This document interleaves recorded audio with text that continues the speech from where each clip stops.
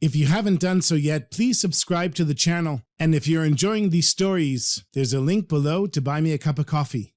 This is the Chassidic Story Project with Barak Hullman, podcasting from Jerusalem, Israel. This podcast is sponsored by listeners just like you. To become a supporter of this podcast, please go to HasidicStory.com. HASIDIC story.com. You'll never know. You'll never know. You'll never know. You'll never know. Shalom Aleichem, my sweetest friends. It is my greatest honor to be telling stories for Yud Tes Kislev. For anyone that doesn't know, Yud Tes Kislev is considered the Rosh Hashanah, the new year of Chassidus. It was the time that the Alter Rebbe was imprisoned on false charges, sentenced to death, and when he was released from prison in 1798 on the 19th of Kislev, known as Yud Tes Kislev, it wasn't just that the Rebbe was released from prison, but it was considered a judgment from heaven that Chassidus could now be taught and spread, and we're essentially living in the results of that decision. And so it's celebrated as a kind of Yom Tov, of course, not with the halachot of Yom Tov, but as a celebration of a great holiday, especially amongst Chassidim, and even not Chabad Chassidim, all Chassidim, or many Chassidim. And so this week I have two stories for you. The first story is about the Rebbe Rashab and his son, the Rebbe Rayatz. The Rashab, of course, was the fifth Lubavitcher Rebbe, and the Rayatz was his son, the sixth Lubavitcher Rebbe, and the last Lubavitcher Rebbe is the Rebbe that many of us knew, or we know more about, and that was the son-in-law of the Rebbe Rayatz, who was married to the Rayatz's daughter, one of his daughters. So the first story I'm going to share with you comes from the book Undaunted from Rabbi David Eliezri. And this is a book that was sent to me by the publisher. Their marketing person asked if I could tell a story from the book, and I wrote back and forth to her, asking for the rabbi to please tell me what story would be good to tell from the book, because it's quite a thick book, documenting how the Rebbe Rayatz, Rabbi Yosef Yitzhak Schneerson, saved Soviet Jewry, reimagined American Judaism, and it's a very detailed and researched book of about 400 pages, which I don't have time to read, but I was very fortunate to speak with the rabbi who called me on WhatsApp. And it was such a pleasure. I've, of course, heard of the rabbi. He's a famous author. And it turns out he's a fan of the podcast. So how nice it was for me. I'm always happy to hear from fans, especially fans that I'm telling a story from their book. Just as a side note, something that I've mentioned before, I spend many hours developing the stories. That's what I call it, developing the stories. Because these stories many times are either written as a story that was kind of recorded, let's just write down the details of what happened, or the story that I'm going to tell you in a minute or so wasn't written as a story at all. It was written as part of a very intense and detailed book. And my challenge as the storyteller is to give it over in a way that's pleasurable for you to listen to, and interesting and mysterious. And that's the fun that I have in this. That's part of the pleasure that I get in telling these stories. So I actually worked on this story for several days, on and off, until I got the structure that I felt was good, and that's what I'm going to hand over to you in just a second. And I've mentioned I'm working on the Baal Shem Tov book, B'ezrat Hashem. I'm about a third of the way done, and it's coming along beautifully. And there as well, I have the opportunity to rewrite the endings a little bit to make them clearer. Sometimes I would just end the stories by saying, and he became the top chassid of the Baal Shem Tov. But I like to make what I call circular endings, where I try to take the end and tie it back into the middle or the beginning of the story. And that's the work that I'm doing in the Baal Shem Tov book right now. Of course, I don't change details. Just to be clear, whenever I develop these stories, I'm not changing any of the details. That's very important for me to be loyal to the story. But my goal is telling the story. And I'll just mention one more thing before I tell the story. I did mention that I'm working on the Baal Shem Tov book at our Shabbos table a few weeks ago. And one of the guests, a very sweet guy, a young Chabad Chassid, he said to me, why do we need a new book of Baal Shem Tov stories? They're already all written. So it's true, of course, all the stories are written. I'm not making up Baal Shem Tov stories, but it's how they're told.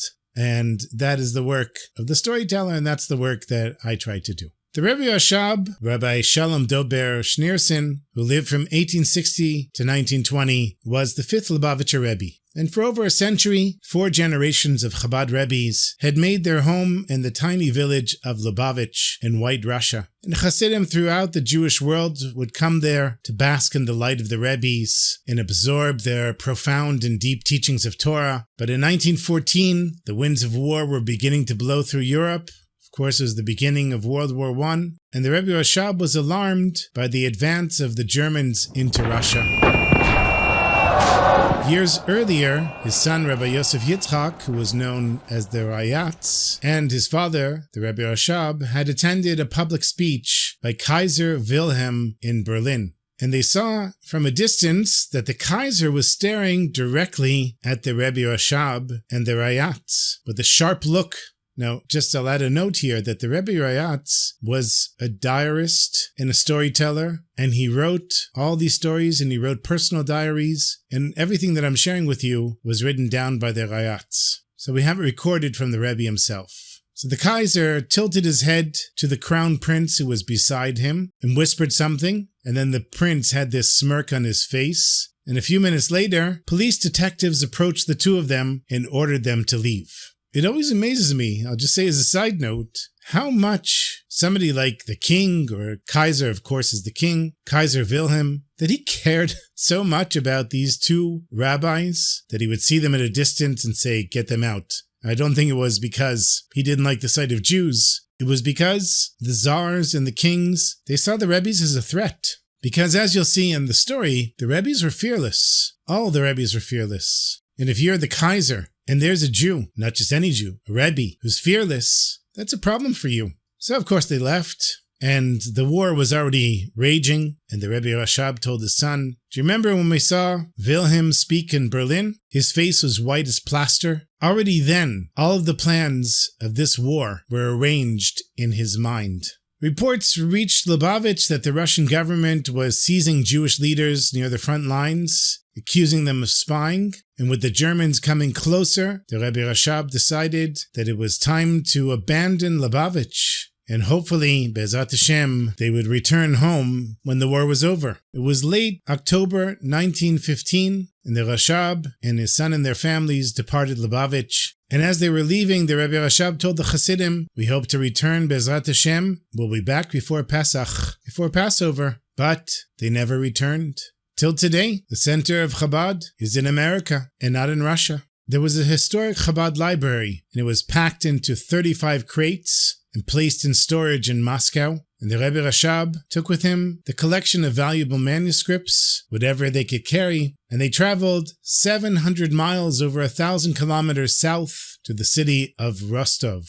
Now, Rostov was outside of the Pale of Settlement, and that was the area where the Jews were normally allowed to live in Russia. They couldn't live wherever they wanted. They had a limited space. But there was a large Jewish community in Rostov because it was founded by Cantonist soldiers. And I've mentioned the Cantonists many times. It was a decree from the Tsar that Jewish boys as young as, I think, 10 years old were forcibly conscripted into the Russian army. And after serving 25 years, if they survived, they were permitted to live anywhere in Russia that they wanted. Now, many of them became Christians or died or had severe physical or mental issues. But there were still so many Jews that even after 25 years of service from a young age, they still wanted to be Jews. And there were nearly 15,000 Jews in Rostov with synagogues, schools, aid societies, everything that was needed for a community. And so the capital of Chabad was reestablished in Rostov.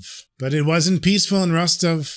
After the German invasion came the Bolshevik Revolution, followed by a civil war in which the communists emerged victorious. And unlike the czars who had come before them, who had persecuted the Jews but tolerated their religious practices, the communists, who were atheists, were determined to stamp out religion entirely. And the Rebbe understood this. Not wanting to draw attention of the communists, the Rebbe Rashab decided to not speak in public.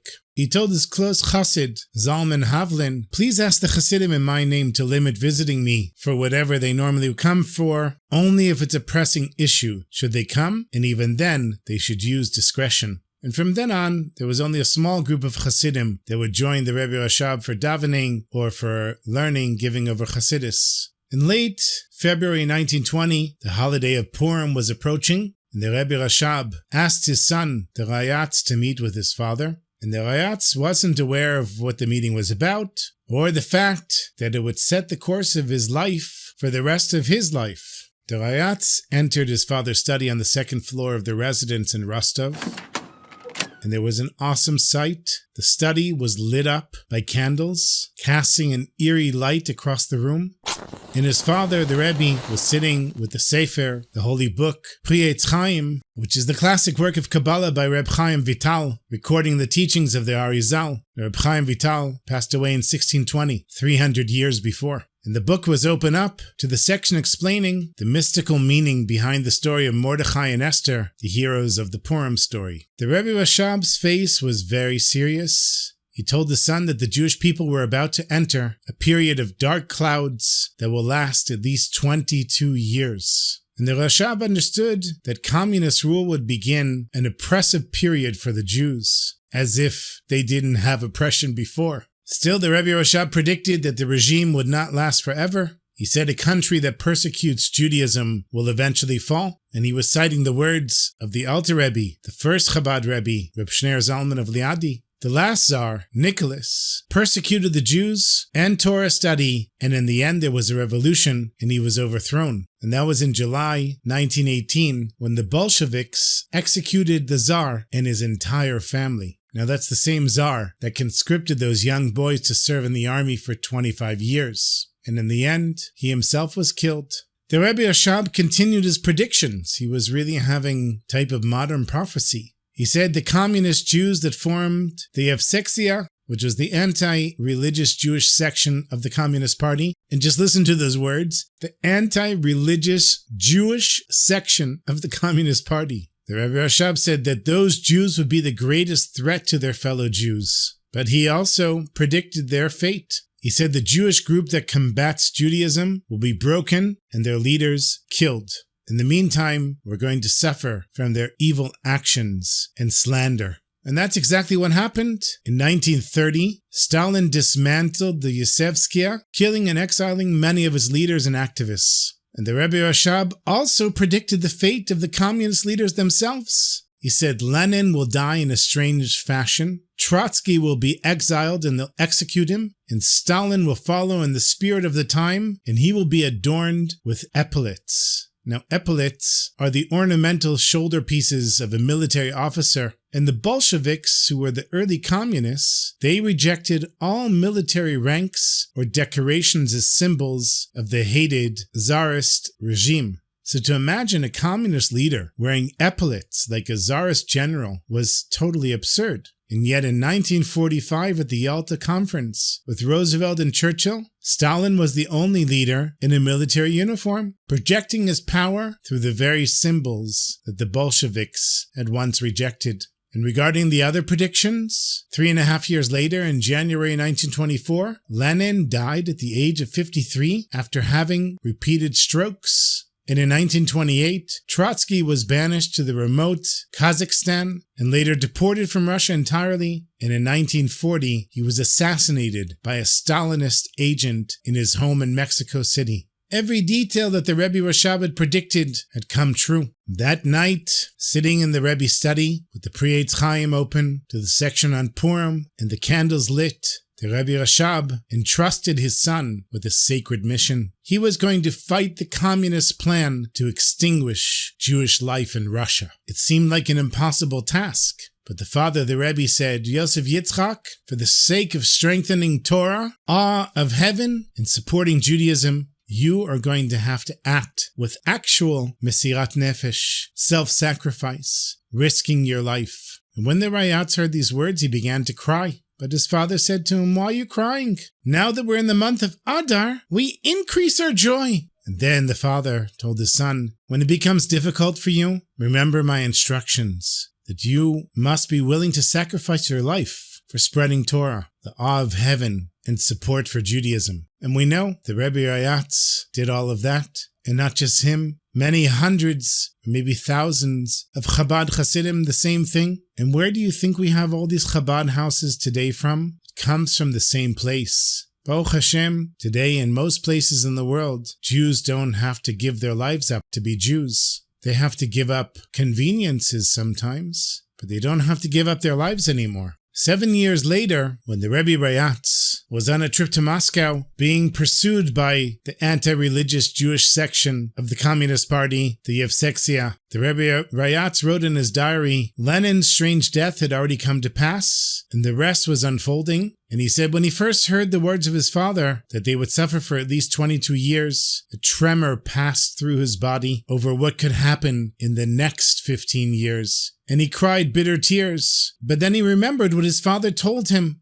Whenever something happens that causes you to feel disheartened, he envisioned the words of his father and all the predictions, and he knew that they would all come true. Now, the holiday of Purim, of course, was always joyous everywhere in the world, and also in Lubavitch. Distinguished Chassidim were invited to the traditional Purim meal in the evening at the Rebbe's home, and the rest of the community would crowd around the table. The Rebbe would teach a mimer, deep Chassidic concepts, and share words of Torah, and the celebrations would go throughout the night. But the Purim celebrations of 1920 in Rostov were held under very different conditions. There was a government ban on public meetings and a curfew at 9 o'clock in the evening. The Rebbe's wife told the Chassidim the celebration would go only to the curfew, after which everybody would go back home. The Chassidim sat around the table with the Rebbe Rashab, who shared teachings and inspirational words, and in between they were nigunim. The Rebbetzin and the Rayatz were asking the Rebbe and the Chassidim to keep their voices down. They didn't want anyone to come and arrest them. But the Rashab insisted that everybody sing louder. He said, on Simchas Torah, we danced and sang before the Bolsheviks took over the city, and we'll do the same now. And if it's a test from heaven, we are going to persevere. We are going to overcome. The Rebbe Rashab took out some money and sent somebody to buy more mashke, more liquor. And his son, the Rayatz, was alarmed. There was already a large, lively crowd, and any more drinking and more people were just going to for sure bring the police. And noticing his son's concern, the Rebbe said to him, Yosef Yitzchak, don't worry. We're going to be completely fine. Celebration continued through the night, and of course became more boisterous. But the louder they got and the rowdier they got, the more fearful some of the people in the Rebbe's home became. But the Rebbe was in an upbeat mood, and no one had the chutzpah to leave. Could you imagine? What kind of chassid are you? Here's the Rebbe, radiant and flying on Purim. And I guarantee you the Rebbe was not drinking. The mashke was for everybody else. And you are a chassid and you would leave the Rebbe's room because you're scared? It goes completely against what being a chassid is. The Rebbe started teaching Chassidus, and it was unlike any experience any of the Chassidim ever had with him. It was as if the Rebbe was no longer in this world, even though his body was. And then everyone's fears were realized. 3 Bolshevik police came into the room. They wanted to inspect the house. The Chassidim told them that the Rebbe was occupied and couldn't see them. They should come back a few hours later. And to everyone's surprise and relief, the police actually left. But then they came back a few hours later, and this time they weren't going to be turned around. They pushed their way to the room where the celebration for Purim was underway. The table was full of bottles and mashke, liquor, and there were plates full of money that had been donated. Can you imagine? Here are these armed Bolshevik officers. The evidence of an illegal gathering is spread across the table, and the Chassidim wanted to hide the bottles and the money. They wanted to hide themselves. But the Rebbe Rashab had no fear. And he said, I have no fear of them. And he told the Chassidim not to touch anything. The officers entered the room. They stood opposite the Rebbe Rashab. And what did he do? He turned his face to the Chassidim as if the officers were not there. And he said, we have to say Chassidus. And they will be batul, nullified, as if they don't exist. And then the Rebbe Rashab began saying a mimer, a profound teaching of Chassidus that explored the idea of evil being a false reality with the true essence of all creation only being godly and holy. Do you understand? He was teaching that evil is not real and the true essence of all creation is holy, and he was demonstrating it at that very moment, treating the armed police as if they were an illusion, because compared to Hashem, they were. And the police stood there for a long time, staring intently at the Rebbe Rashab, and then they turned around and left without saying a word. In that Farbrengen went 12 hours until the morning sun came up. Afterwards, the Rebbe Rashab retired to his private study, and Yaakov Landau, who was a student that served as the Rebbe Rashab's personal assistant, followed him, and he said it was a time of great joy. They sat the whole night with the Rebbe and heard profound teachings of Chassidus that they never heard before. He said to the Rebbe, "Next year, we should celebrate the 19th of Kislev in Lubavitch." And of course, as I mentioned, the 19th of Kislev is the Alter Rebbe's release from Sarah's prison, the Rosh Hashanah of Chassidus, but the Rebbe Rashab just sat there without an expression and did not reply. So Rabbi Yaakov repeated what he said. Next year, we should celebrate the 19th of Kislev in Lubavitch. And still the Rebbe Rashab was silent. The Rebbe went to his bedroom, and surprised by the Rebbe's response, or lack of it, Rabbi Yaakov Landau, he walked behind the Rebbe and he said the same thing a third time. And the Rebbe turned to him and said, Hashem should help that we should be close spiritually. And that confused Rabbi Yaakov, and it also troubled him. And he shared this with another close chassid, Zalman Havlin. In the coming days, Zalman realized that the Rebbe Rashab was very preoccupied. He spent the week secluded in his study, writing a document, and later the Rayatz would say that he went into the Rebbe's office and covered the papers with a handkerchief, and now, in retrospect, he understood that he was writing his will. The whole week he was preparing himself in an orderly way. On Friday, the Rebbe Rashab began to feel unwell. His temperature rose over Shabbos, and on Sunday, the doctor diagnosed him with typhoid, which is a bacterial infection that spread through contaminated food or water. This is in the time that we didn't have antibiotics, refrigeration, pasteurization, preservatives like we have today. And it was very common in the early 20th century, especially in places without modern sanitation. As the week progressed, the Rebbe's condition got worse, and all of the Chassidim were davening day and night, praying for his recovery. The following Shabbos afternoon, a week after he got sick, the situation got worse. The Rebbe Rashab asked to be moved into his study, and as they carried him in, he said, I am going to heaven, and I'm going to leave you my manuscripts. And then he added, take me in one, and we will be together, meaning that when the Chassidim studied his teachings, they would be united with him. And of course, these words frightened and shocked the Rebbe Rayatz, his son. The Rashab, seeing the fear in his son's face, said, Hispalus, mochin, mochin. Where's your excitement? And why is your intellect not controlling your emotions? For the Rebbe Rayatz, he said this was a transformational moment. From that point on, he was different. He never had the natural expression of being anxious. And in the years to come, the Rebbe Rayatz approached everything guided by his intellect. Even when he himself was arrested and investigated, even when he was threatened with bodily harm or death, he never allowed it to intimidate him. He always maintained control. Here, the Rebbe Rayatz saw his father facing death with complete calm. He said, I'm going to heaven, and I'm leaving you my manuscripts. There was no fear, no panic, just quiet certainty. The Rebbe Rashab wasn't just telling his son to control his emotions. It was showing him what it looks like when someone truly knows that this world is temporary, that the soul lives on, that death is not an ending. And that confidence, that bitachon, entered the Rayatz in that moment and never left him for the rest of his life. That same fearlessness, first with the police, where he said, I have no fear of them, and now with death itself. The Rebbe Rashab lived in this world and beyond it at the same time, and in these final weeks, he was transmitting that to his son. As the darkness set in and Shabbos ended, the Chassidim understood that the Rebbe wasn't getting better. They continued praying, and the Rayatz stepped into the hallway and was davening and trying to process what was going on. He sang the Chassidic melody of the Alter Rebbe, Arba Bavot. And at 3 a.m, the Rebbe Rashab looked at his son. He tried to lift his hands and move his lips, and the Rayatz realized that his father wanted to bless him, and he asked everyone to leave the room except him and his family. The Rebbe Rashab blessed his son, and then his daughters, Chana the eldest. The Rebbe Rashab looked at her, raised his hands, and said the priestly blessing, Yivarecha, and then the middle daughter, Mushka, and the youngest, Shendel. And finally he placed his 2 hands on the Rayatz and gave him a blessing. And late that night, the Rayatz left the room again. In the hallway he said, Gewalt! He said to his friend Beryl, what do you say? And Beryl said, only Hashem can help.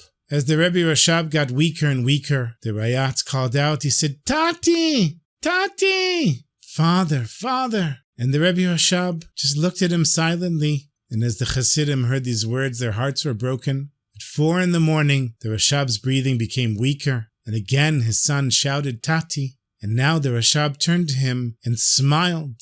An hour later, they realized that the Rebbe was about to leave this world. They were standing around him as the morning light started to come in, wondering what were they going to do without a Rebbe. And again, the Rayats called, Tati, Tati. And this time the Rashab opened his eyes, and they saw tears. And then they heard the Rashab whispering. It was hard to decipher what he was saying, but they soon realized he was saying the words of the Shema, B'chol levavcha v'chol nafshecha, with all of your heart and all of your soul. And then suddenly he turned to look at them, and his soul ascended to heaven. The Rebbe Rashab's prophecy of 22 years of darkness proved to be exact. In 1942, 22 years after he died, the Russian government began to ease its persecution of religion. During World War II, the Russian Orthodox Church was permitted to operate publicly again. And in that same year, 1942, a Lubavitch yeshiva was established in Samarkand. 70 years after the Rebbe Rashab told his son that the Soviet regime would eventually collapse, it did. And the Rayats fulfilled his father's mission with Mesirut Nefesh. When he was arrested and investigated, he never allowed himself to be intimidated. He always remembered his father's words. You must be willing to sacrifice your life for the spread of Torah, the awe of heaven, in supporting Judaism. And his father's promise that he would ultimately be successful also came true. The fearlessness was passed on from father to son, but this fearlessness did not begin with the Rashab. The Alter Rebbe also faced the Tsarist authorities with no fear, generation after generation, with the same quiet, bitachon, trust in Hashem. And you remember when Rabbi Yaakov Landau, he said next year we should celebrate Yud Tes Kislev in Lubavitch, and the Rashab didn't answer. His answer was God should help that we should be close spiritually. Today Chassidim celebrate Yud Tes Kislev around the world, not just physically in one place, but connected spiritually, just as the Rebbe Rashab said. And it was no coincidence, my friends, that this happened on Purim. The holiday of Purim is there to teach us that what seems real actually is not. The things that we fear many times are just in our head. And when we have the self-sacrifice to jump and put our trust in Hashem, Hashem can take us to places that we could never reach on our own. And that's one of the lessons that we can learn from the Rebbes on Yud Tes Kislev.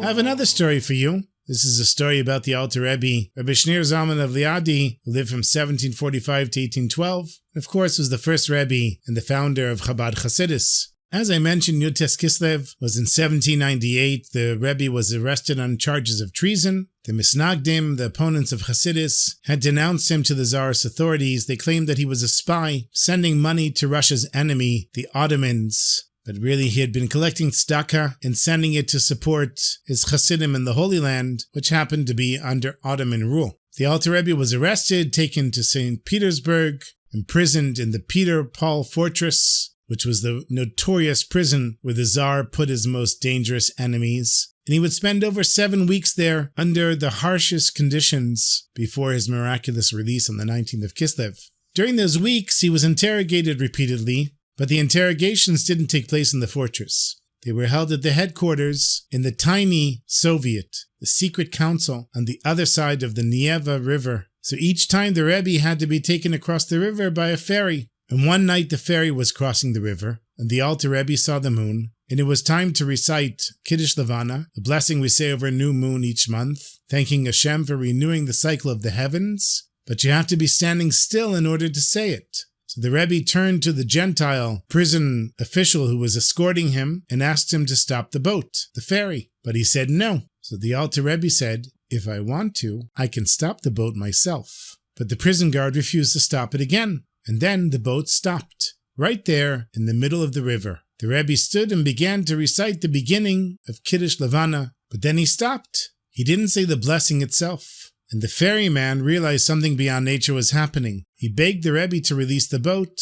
The Rebbe did, and the ferry continued on its way. A little while later, the Rebbe asked again, please stop the boat so I can say the blessing. And this time, the prison official said, what will you give me in exchange? The Alter Rebbe gave him a bracha, a blessing, but the man wanted it in writing. So the Rebbe wrote out the blessing in his own hand and gave it to him. I'm assuming he wrote it in Russian. The official stopped the boat. The Alter Rebbe said Kiddush Levana and continued on his way. And years later, that prison official rose to a position of power and enjoyed a long life of honor and prosperity. And he treasured the Rebbe's note, keeping it under a glass in a heavy gold frame. And Reb Dov Zev, a renowned student of the Alter Rebbe, actually saw the note with his own eyes. He heard from an elderly chassid that the official's son, who was now a nobleman, still had the note and still revered it.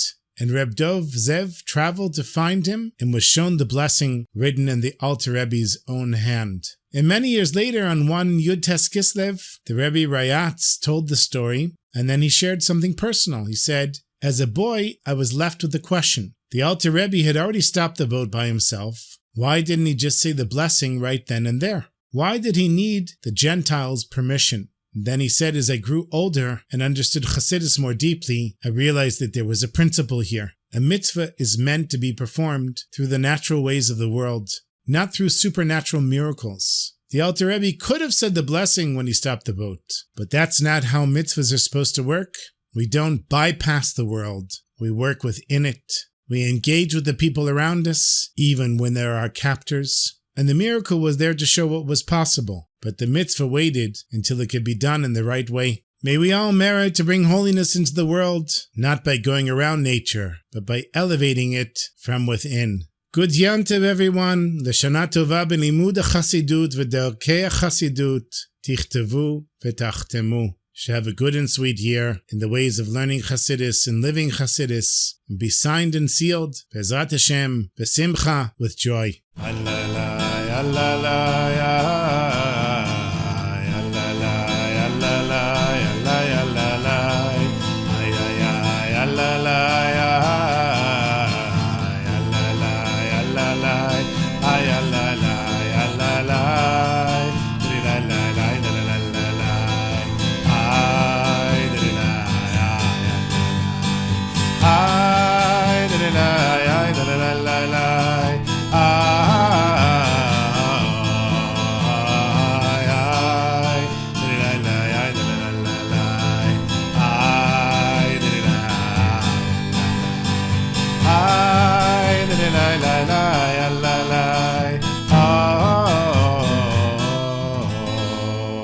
Thank you so much for listening, my sweetest friends. As always, thank you to all the supporters of the podcast, all the people that sent in contributions, and thank you for sharing and writing and listening and being part of the Chassidic community. And thank you again to Rabbi Eliezri for sending me the book and sharing this amazing story about the Rebbe Rashab and the Rebbe Rayatz. I hope everybody has a beautiful Shabbos, a beautiful Yom Tov, a beautiful week.